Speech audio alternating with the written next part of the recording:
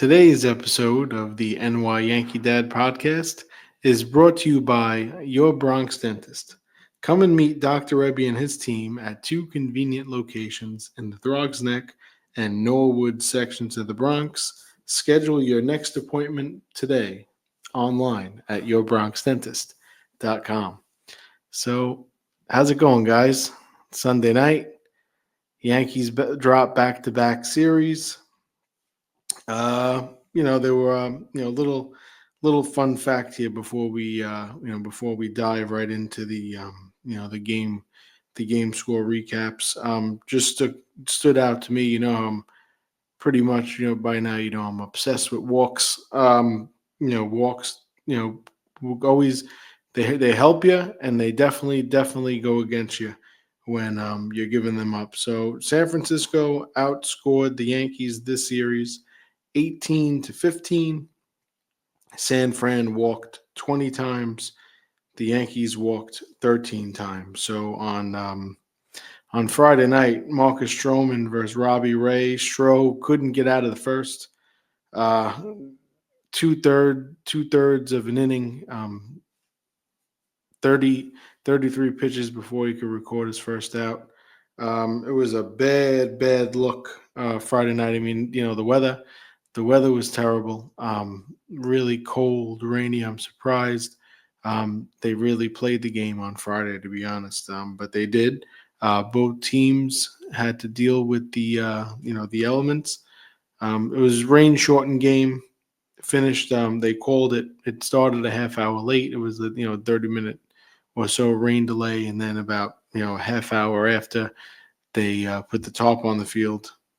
Finals in 6, Yankees lost 9-1. Robbie Ray got the win and improved to 3-0 with a 2.93 ERA. Marcus Stroman 0-1 with 11.57 ERA now, and he's on the 15-day IL with knee inflammation. We'll get into that when we get to the injury news and notes. But it was Jung Ho Lee, who was definitely the one of the catalysts, and who we even said last episode, on our little preview towards the end of episode 17, that Jung Ho Lee was one of those guys we got to watch out for. He came in, no home runs on the season. He had 3 this weekend.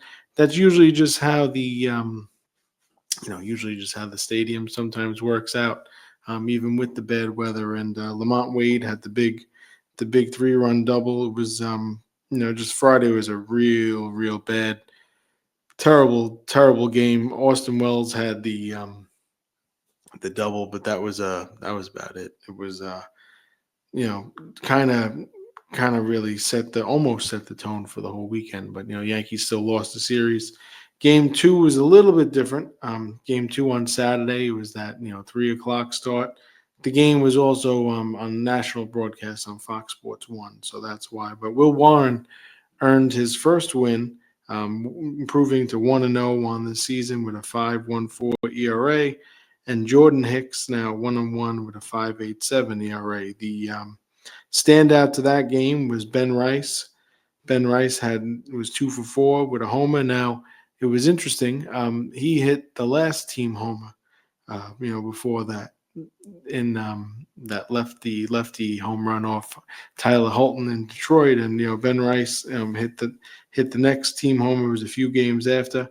He had a walk, an RBI. Wilmer Flores also 2 for 4, home run, 4 RBIs. Wilmer having a real nice start to the season.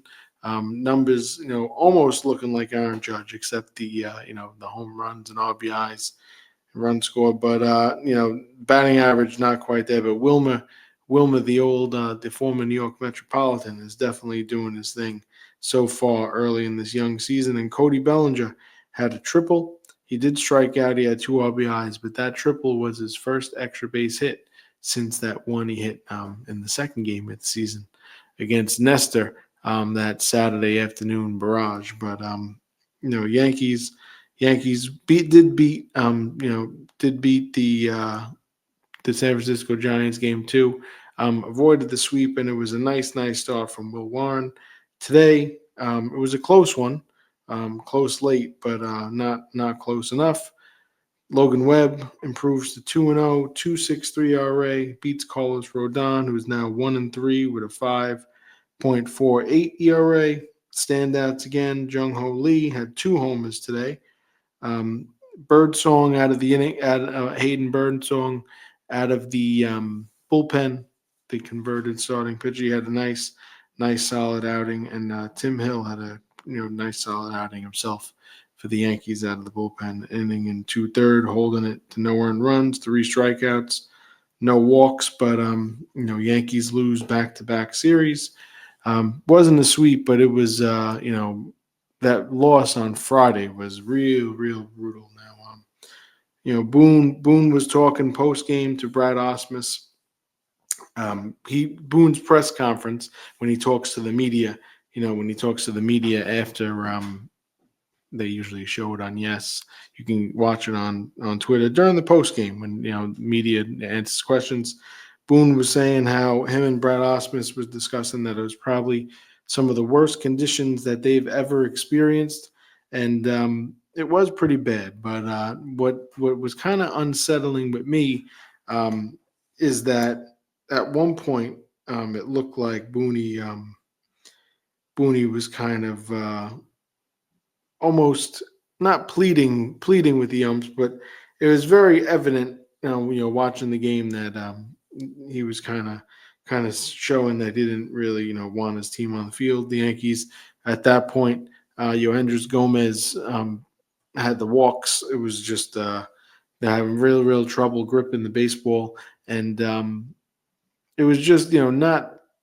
It was just Friday night was just a bad look, but Boone was saying that his main concern was Yohendrys Gomez velocity being down. It was so cold. He was only throwing the fastball was like 85 miles an hour, and you can see he was very uncomfortable on the mound and having problems gripping the baseball. And Booney said his words was that he didn't want it to turn into a completely different game, and that's what he wanted to avoid. So that's what Booney's words were, and that's what he was talking about with Lance Barksdale, the umpire, and he was saying the crew chief saying how we've obviously been around a long time. This is pretty rough right here. That's what Booney said to Lance Barksdale, the umpire. But they did wind up banging the game, and game two, the Yankees are 7-1 when scoring in the first, and they are 8-2 when scoring 4+ runs in the ball game. So that's a little bit of a fun fact. They were they were able to salvage the series, like we said, and Will Warren was really spinning. He had the that sweeper looked great, fastball looked good. Just it was a nice start from Will Warren.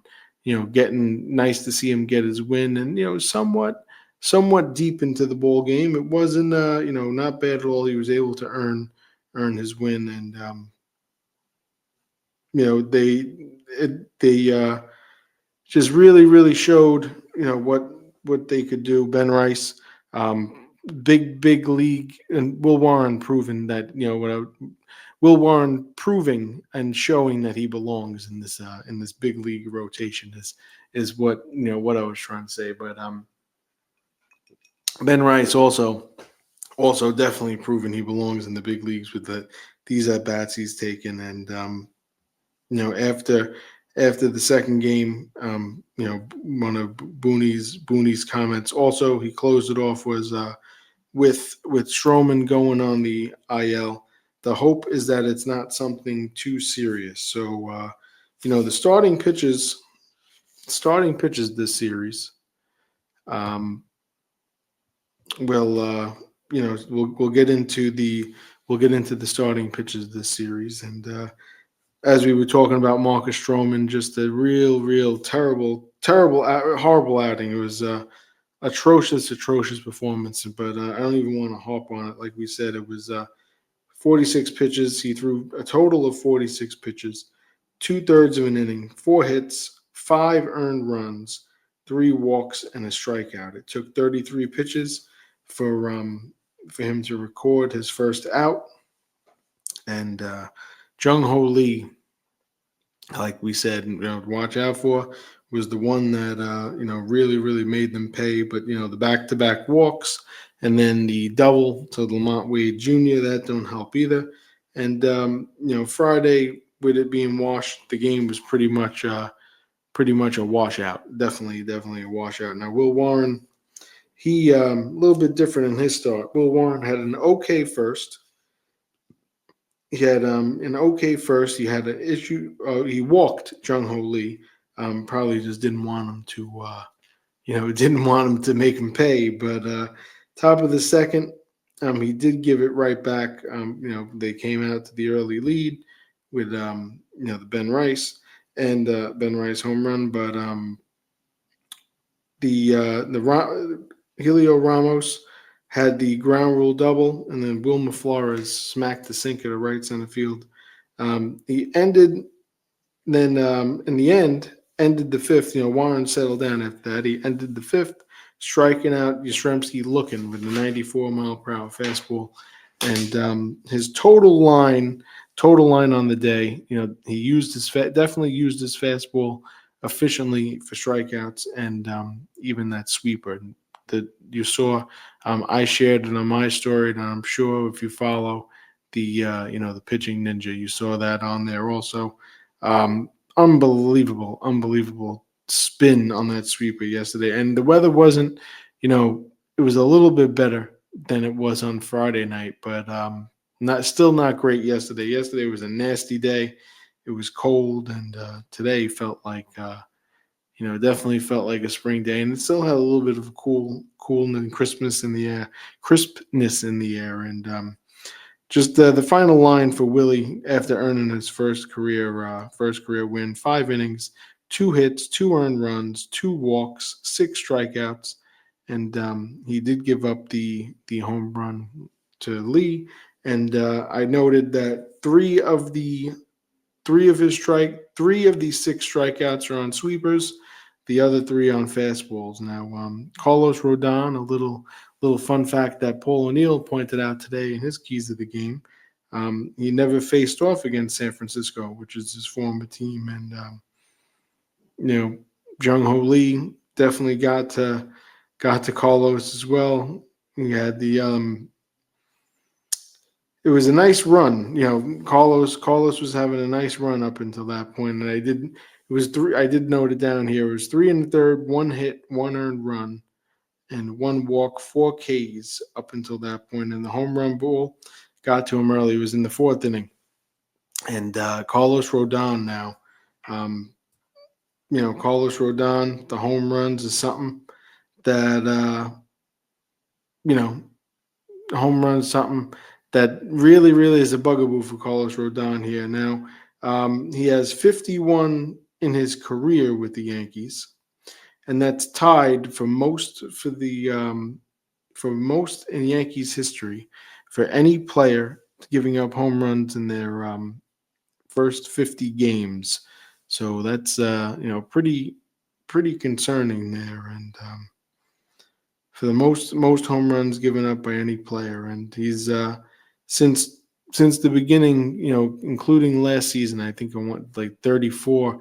I want to say it's 34 home runs. Definitely one of those, that real bugaboo here for Rodon. It's a real shame. I mean that this has become his MO, kind of, with the long ball, but because he has the strikeout stuff. He had 8 strikeouts today. The 2 home runs he gave up to Lee. Lee again made him pay after, but it was in the top of the 6th towards the end. I mean, it was one of those, maybe Booney with the feel. He kind of maybe left him in too long, maybe, but Course hit a chopper to Volpe, and Volpe kind of misplayed it, and after that, Ramos did strike out, and then the walks again. Willie Adames had a walk. That another base runner, so that's the 3-run home run to Jung Ho Lee, and like we always say, the walks always get you. They always get you, and it's it's inevitable, really inevitable. But the total line of the day for Rodon: 5 and 2/3 inning pitch, 3 hits, 4 earned runs, 3 walks, 8 Ks, and then the 2 home runs. And that stat was Rodon had allowed 51 home runs in his Yankee career. That ties him with J.A. Happ for the most in any player's first 50 games with that club. So him and J.A. Happ tied for one of those records you don't want to be, I guess, associated with. But it is what it is. Carlos just it's real. He was having a nice start today, but there was he I thought he was really throwing, and even JC Escara said it after the game. Some of his pitches, but it's those timely walks. Um, they're always at the worst time, and it just seems to steamroll, and it's just very frustrating. I know a lot of the fans are frustrated with Carlos Rodon. It is, don't trust me, it's very frustrating. But what I see with Carlos Rodon is, we see his stuff, that it's good. The stuff is good, but it's those timely walks, and he has these little lapses here and there, and he'll miss his spot, and somehow, when he does miss his spot, sometimes it's even minimal, and it's just for some reason, he's one of those guys. He just it really he makes him pay, and just nothing. It's one of those things. It's like it kind of feels like there's nothing that can be changed, but something has to change.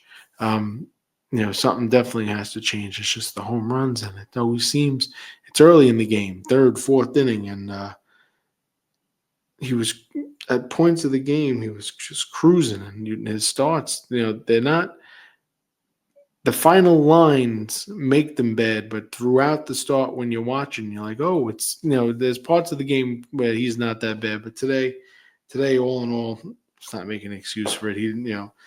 Yankees pitching as a whole, other than Max Fried, especially the starters as a whole, it's underwhelming so far. Throughout this early young season, 15 games in, and we're going to transition.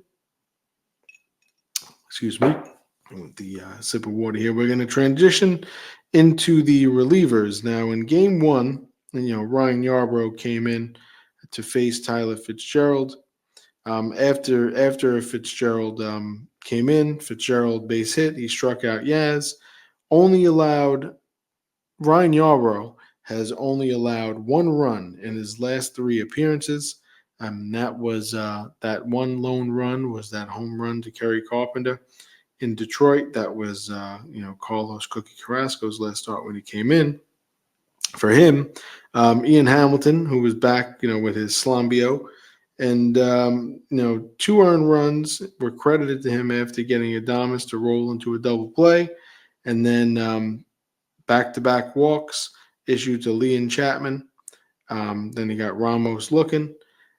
Tim Hill comes in, walks Tyler Wade right off the bat, and then the ground out. There was the wild pitch where the run scored, and that made it 8-1, where it really it was just the game was spiraling at that point, and it was freezing temperatures outside. Really cold. Friday night was terrible. It definitely felt like winter, and more like what was football weather. Definitely not baseball weather. But San Francisco wasn't phased, that much by it. The second game in the sixth, Fernando Cruz comes in. Willie Adames starts it off. This was the second game. Fernando Cruz comes in. Willie Adames hits a single. Lee had the fielder's choice, and then there was a throwing error by Jazz Chisholm. Matt Chapman walks to load the bases, so we had the error and a Matt Chapman walk, and then Helio Ramos pops out to Paul Goldschmidt, and Tyler Wade Jr. K's. So it was nice, kind of thinking getting out of it. But Wilmer Flores, Wilmer makes us pay again, and with an RBI single to right field, puts them down 3 runs, 7-4 at that point. And then Weaver comes in and strikes out Huff swinging in the seventh. And the Yanks. The moral of all this in the seventh, Jung Hoo Lee stayed hot. We saw Mark Leiter Jr. and he had a hit by pitch. Helio Ramos was hit by the pitch in the eighth, and Huff also walked, but luckily no runs came out of that. But the Yankees, and we talked about early on in the early on in the episode here, 20 walks issued this series to San Francisco. And I know the Yankees had the 15, but it's unacceptable. I mean, 20 walks. The Yankees walked 13 times, but 20 walks, that's it's something. It's not winning baseball when you're walking that many guys. I'm sorry, but it's just it is what it is. Devin Williams came in, started off with a walk. Willie Adames had a double after that. Lee and Chapman, he was able to K them back to back. It was everyone was about losing their minds at this point. Devin Williams comes in with a 4-run lead. Pretty much just kind of like getting working, if you want to say. He hasn't really pitched that much this young season so far because of the paternity leave and almost blowing it there, but was able he was able to get able to get out of it. He was able to get out of it. And today with the bullpen, today with the bullpen, no earned runs at all. Mark Leiter came in for Rodon. 6 out of his 7 appearances, Leiter has been scoreless. So he's been one of those bright spots in the bullpen this year. In the 6th, he got Yastrzemski to fly out to right field to end the inning, and in the 7th, an untimely they ruled it an error to Goldschmidt after Casey Schmidt started it off. It was like a hard ball on the ground. Goldie didn't come up with it. They ruled it an error actually, and started it off, and then catcher Patrick Bailey was then called out on strikes. Then it was Koss who was up at bat when Goldie had that error, but it did cost the Yankees runs. Hamilton came in for Mark Leiter Jr. He was able to get out of the 7th inning, and then in the 8th, Jung Hoo Lee walks. Wilmer Flores strikes out swinging, and then we have another walk again. So this is what we're talking about, guys. It's just I'm reading. The way I jotted down my notes here, I kind of put it down of what happens, in intervals of the inning, and it's just I just want to make sure I don't miss any of the walks. It just drives me crazy. It really does drive me crazy, and it's very, very frustrating. I can only imagine how they feel in that pitcher's room, breaking down all this. But to see not the reason why, I mean, they couldn't really contain, Jung Hoo Lee and Wilmer Flores at times throughout the series. But, that top of the 8th inning, the walk, strikeout, and a walk set the whole tone. Set the whole tone. And then Tim Hill came in. Tim Hill did come in and was able to, get out of the jam. But the walks are something that, like we always say, always come back to get you. And there was the fielding error. There was the error from Jazz Chisholm in the second game. Cody Bellinger Bellinger and came in the eighth inning in the second game. So this was another game when the Yankees were up now. So that nothing, I didn't note it right here. So that's my own fault there. But Bellinger comes in. I like to I put it with the fielding errors. It's like fielding errors and notes. So Yankees were up. Um, Jason Dominguez comes out, Grisham to center, Bellinger to left, and I just wanted to point out yesterday, even though his bat from the series previously, Goldie only had 2 hits this series, but other than the error yesterday he was making all the plays and saving a lot of errors, definitely saving a lot of errors, and with the lineup couple of news and notes from this series. The positives of the Yanks. Cody Bellinger, that triple was his second extra base hit of the season, and Ben Rice continuing to mash. Well, we're seeing numbers where you all see the graphic that he's getting compared to Juan Soto. It was on the baseball reference over there, and I just for now early in the season, you just can see Ben Rice has that professional at bat, and he's just hitting the ball hard. He's in the 100th percentile of barrel rate, and just mashing everything. As Aaron Boone said, Rice rakes, and he's definitely doing that. And it's real nice to see.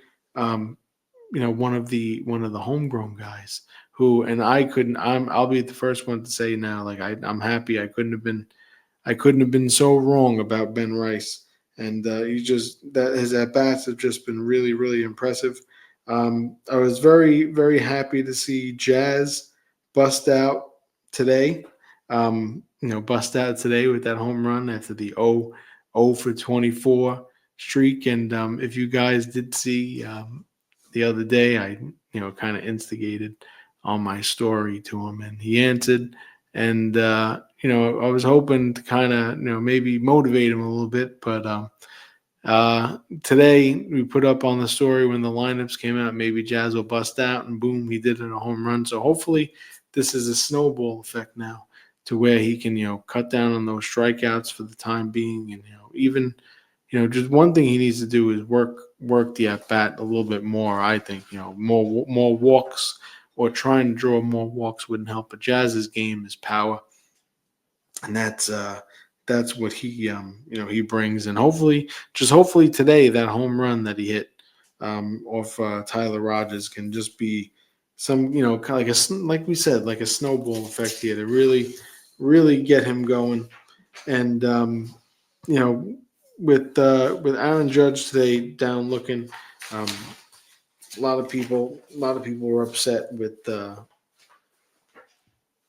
how the game ended today, and it was just a nice filthy sinker from Ryan Walker. Judge down looking, and the Yankees kind of made a comeback towards the end, but Ben Wright at the ground out. It wasn't enough. We saw Boston Wells pitch hit for Oswaldo Cabrera, and just it was nothing doing from the Yankees.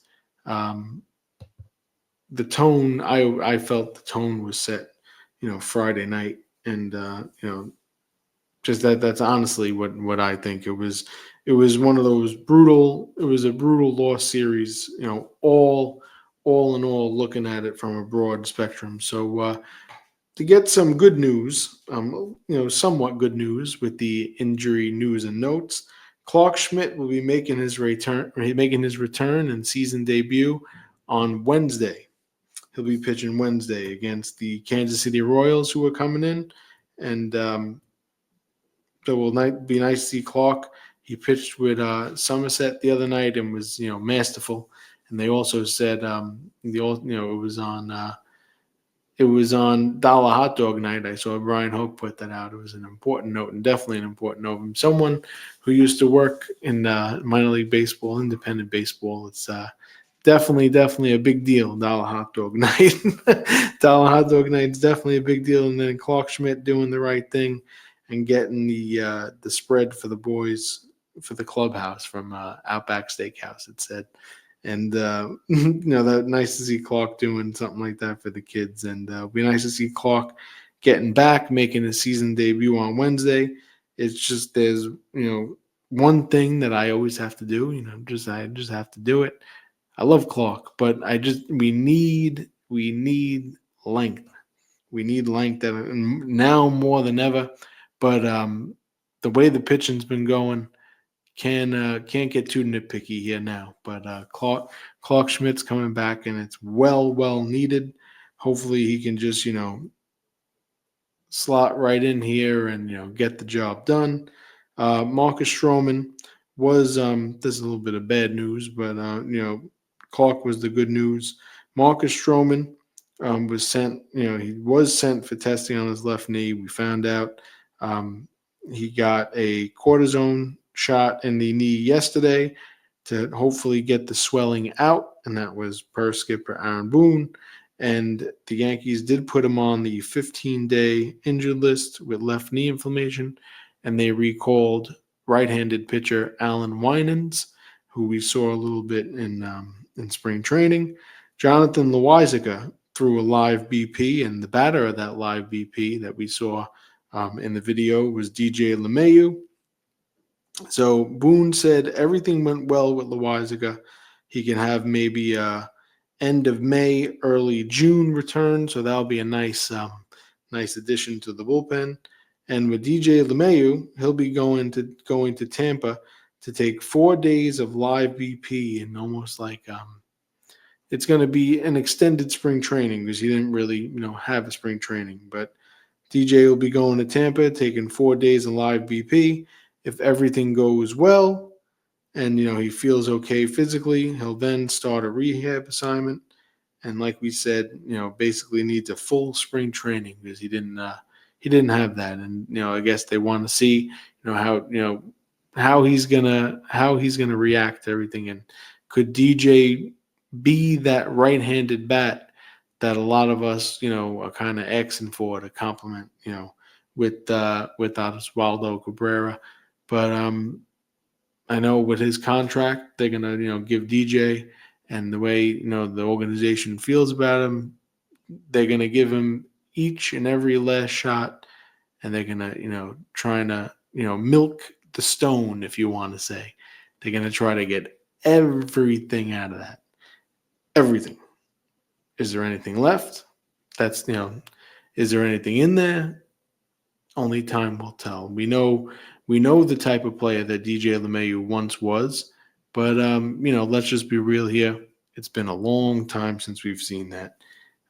But if it comes back, maybe just maybe, but only time will tell.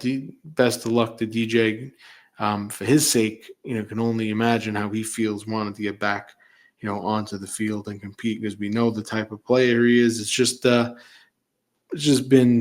It's too far removed now. And in other news, also Giancarlo Stanton, you saw him with the team in the dugout. He's returned with the team and continues to hit off that high velocity trajectory machine. And Giancarlo is also starting to move around more outside, is what Aaron Boone said.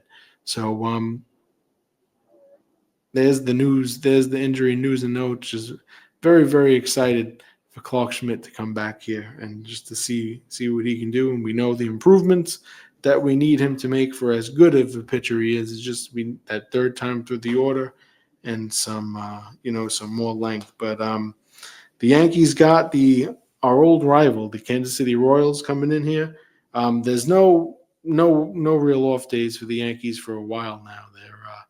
They're entering a stretch of it was a stretch coming into this weekend of 13 games. So it's time to grind for the Yankees. So we'll that's another reason why everyone was freaking out about Devin Williams a little bit, but he definitely has to start to clean things up, and we're gonna see that. In the past, he's always kind of struggle out of the get, but we're gonna see Devin, get settled in here. But we have Carlos Cookie Carrasco tomorrow versus Seth Lugo.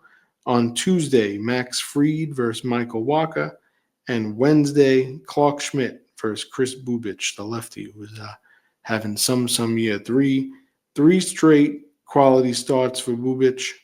Michael Walker is still looking for his first quality start, and Seth Lugo has like Max Fried, has a big arsenal that could easily give the Yankees fits.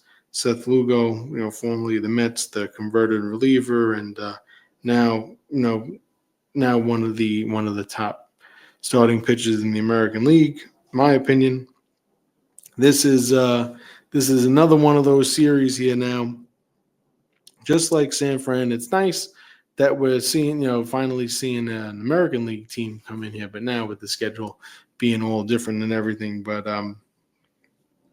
Yankees will be taking on the Royals, and pitching the pitching matchups, not nothing's easy here, and the Yankees are gonna have to go to work, and we'll see, what kind of start we're going to get out of Carrasco. His last one in Detroit was disastrous. Max Fried's was magnificent, so we'll see if he can follow that up. We were asking for him to, when he was going to do something like that at home with all those strikeouts. Let's see if he can do it, you know, this series against Kansas City, and just hopefully Carrasco doesn't get bopped around the yard like he did in Detroit. It was just a real bad look. And nice story in spring. But could this be Cookie's last start? We'll find out. But real excited on Wednesday for Clark Schmidt. But Seth Lugo, Michael Walker, and Bubich are not going to be easy. Kansas City coming in. They lost 2 out of 3 from the Cleveland Guardians. They also lost 2 out of 3 from them the opening weekend, but this past series losing 2 out of 3 to Cleveland. Bobby Witt Jr. is on a 5-game hit streak, and another little note, because we've been seeing so many left-handed pitches come out of the bullpen when the Yankees, because the Yankees have back to the old ways now with predominantly lefties on the team and on the bench. They 3 lefties in the pen for Kansas City. That's Sam Long, Daniel Lynch, and Angel Zerpa. So I'm sure we'll be seeing plenty of those guys. And just like last week, I'll give you a few names. Um, Hopefully they don't come out doing what Jung Hoo Lee did, but we're gonna say Michael Garcia and Vinny Pasquantino. Keep an eye on Salvi. He's always dangerous. And MJ Melendez has been really cold so far. So hopefully, the Yankees can keep it that way. The left-handed hitting, outfielder, converted catcher. But Mikel Garcia and Vinny Pasquantino, it's too easy to say Bobby Witt Jr. So I like to go a little different. But it's a rematch of the division series of last year, and first time we're seeing an American League team. Yankees are 8-7, 15 games into this young season. It's a long way to go, guys. Long way to go. So don't get all bent up out of shape just yet.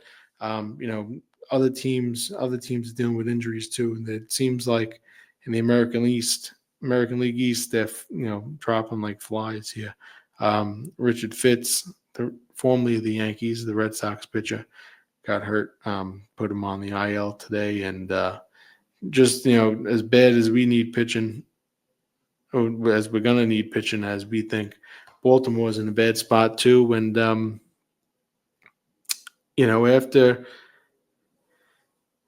after these series here now, when we're going to start seeing some American League teams. So we have the Royals, then we're gonna see Cleveland, also Tampa Bay at George M. Steinbrenner Field. But let's get through this series here. Seth Lugo is gonna be a lot to take in tomorrow after getting to Logan Webb kind of today. I was very impressed seeing how the Yankees the Yankees at bats. Was it Logan Webb was even talking to himself on the mound at one point? It was just nice to see the Yankees getting to an ace like that. But just need some more execution. And like we said, I know we're probably going to see a lot of those lefties out of the bullpen. It would just be nice to see. We need some of our bats here to really come alive, and a lot of the pitches need to step up. Just the walks have to go down, and just clean baseball, a little bit better baseball, and try to scrounge up some wins here, especially against the American League teams. But enjoy the rest of your Sunday night, guys. We'll talk from now. Check me out on Instagram.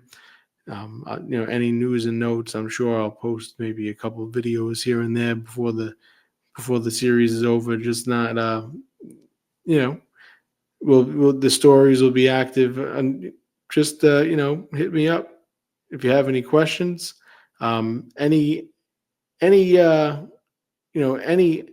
players you guys think who you want to see the Yankees um, maybe go after. We got a little bit away for the trade deadline, but if there's any guys you think that the Yankees should go after, who who needs to get hot, who we want to see on the current team maybe get a shot. Um, Speaking of, at some point, maybe we'll see him. But today, down on the farm, Spencer Jones hit 2 home runs in Double A. Could he be part of a big trade piece?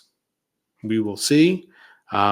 We've seen him in spring training, what he can do. Are the Yankees, gearing up to maybe get him, ready to go? I would probably think next year. But what is the team going to look like at the trade deadline this season? We'll find out. We got a long way to go, but just the way the pitching has been, I just can't help it. It's just the way I've been thinking.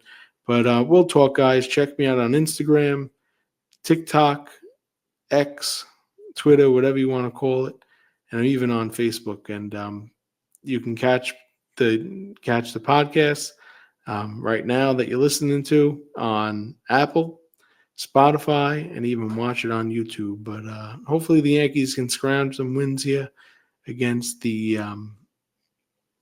Kansas City Royals.